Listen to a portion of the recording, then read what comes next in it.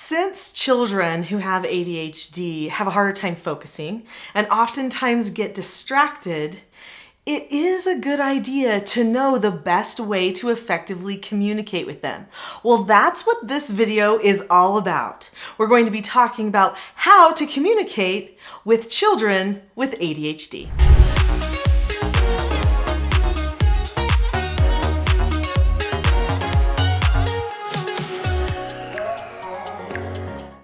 Hi, my name's Nicolene Peck, and I'm known throughout the world as a person who is an expert at parenting, especially what a lot of people like to consider difficult children.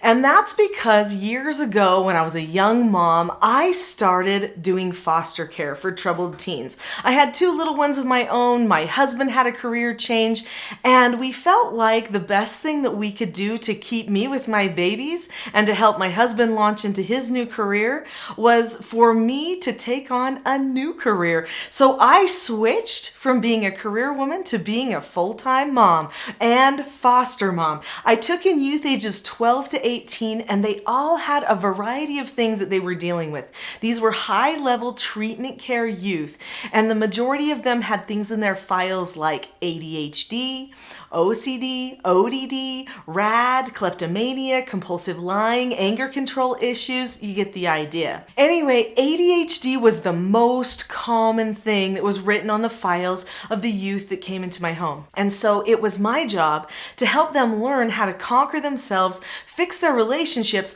learn how to problem solve better, and do it all when they had ADHD and oftentimes other things that they were dealing with as well. So what I'd like to share with you today is 4 different ways that you can set up your environment so that you can communicate better with your ADHD child, or maybe even your ADHD spouse, or maybe even you just want to make plans for you because you have ADHD. These are principles of self-government, which is what I'm the most known for, that will help you no matter how or who you want to communicate with. Number 1. You have to be planned. This means that you've got to be planned for how you are going to communicate, and they need to have a plan too. Children or people with ADHD often have higher levels of anxiety. So if they have a plan, they have something to hold on to. This is important. That means you can't just be getting creative on the fly. Even though you may like that, and a lot of people respond fairly decently to creative problem solving or creative directing, ADHD people struggle with that type of creativity because they don't know what's coming next. So, in order to help their anxiety levels, what we need to do is make a plan. How are we going to solve problems? How are we going to stay calm? These things can all be planned out with skills. We taught our children 4 basic skills that they needed to always be in control of themselves, to feel like they were in charge of what was happening to them. Those 4 basic skills, I don't have time to go into a ton of them today, but they are following instructions, accepting no answers and criticism, accepting consequences, and disagreeing appropriately. Each one of those 4 basic skills has a skill set to hold on to, which means that the child in their mind can just go step by step. And over time, it can become a new habit, a new pathway for them. In fact, these 4 basic skills are not just for children, they are for everyone.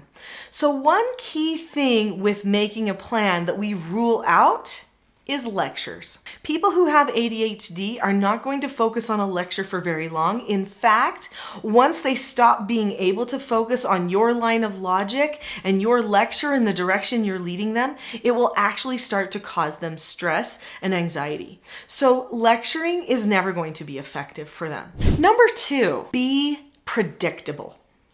If there is one thing a person with ADHD loves, it's knowing what's going to be said, what consequences are going to happen, knowing that there is not an unknown. Because that unknown does what? It creates anxiety.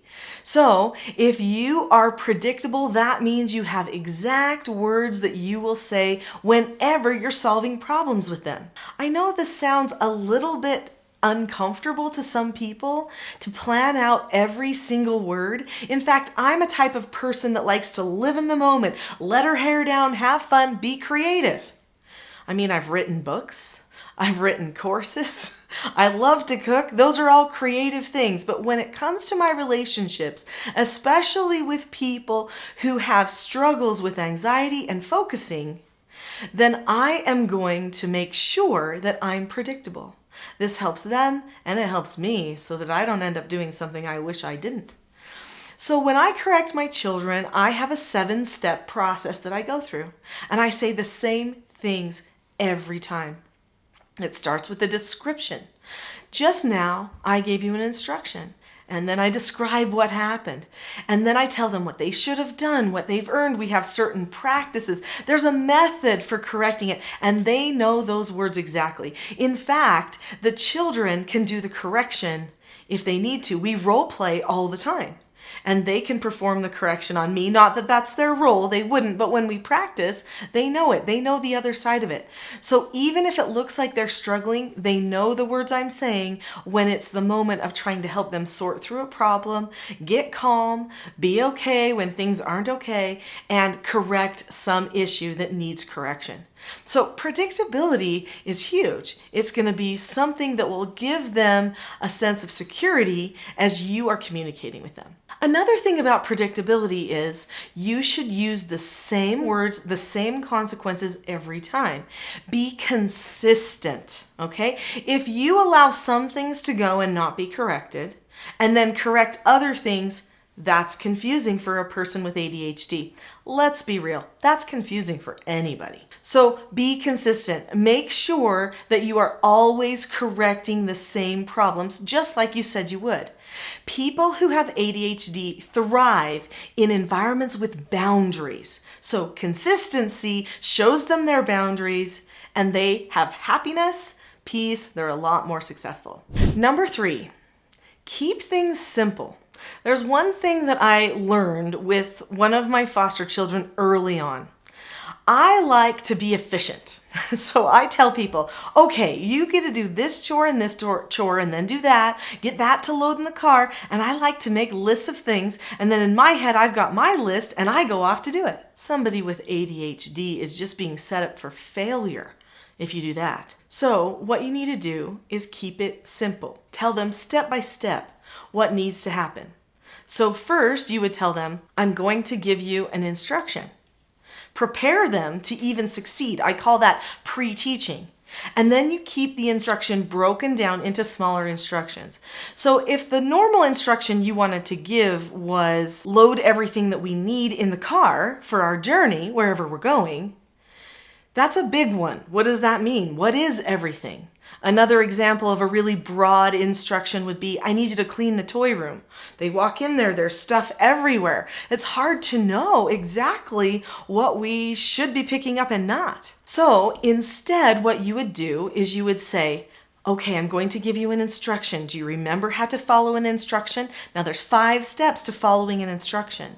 You look at the person, keep a calm face, voice, and body, say okay or ask to disagree appropriately, do the task immediately, and then check back. Now I would have taught that to them prior to this interaction, so that's not new. That's all predictable information. I'm just giving it to them so that they know exactly what to do when I give them the instruction. So then I'll say, we are going to be working on cleaning the toy room. So what I need you to do is go into the toy room and find all of the cars and put them in the bucket. And then come and report back to me, okay? So then they'll say, okay, and they're thinking, cars, cars, cars. I've got to find the cars, pick them up, put them in the bucket. Then they'll come back and report back to me. I will praise them for that because they should see cause and effect doing something good. There's a good result, which is praise. Then I will say, okay, now I have another instruction for you.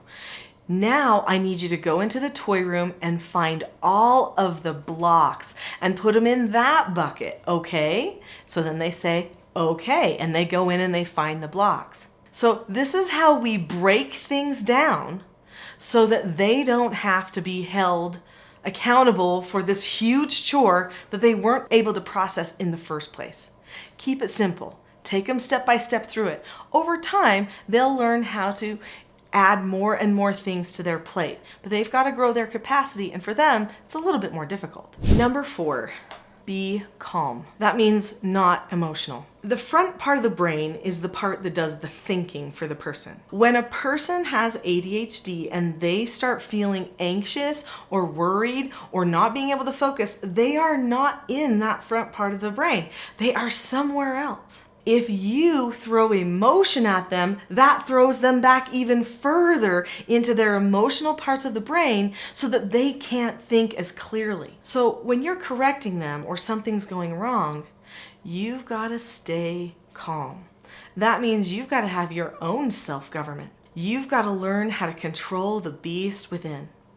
If you have calm, direct communication, they'll feel safe and it will help them think more than they currently are. This calm, predictable type of communication that works so well for children with ADHD is all about a feeling of love and safety. I think that if you enjoyed this video, you'll enjoy my next video, which is up in the corner here, called How to Improve Family Life and Functioning through Love.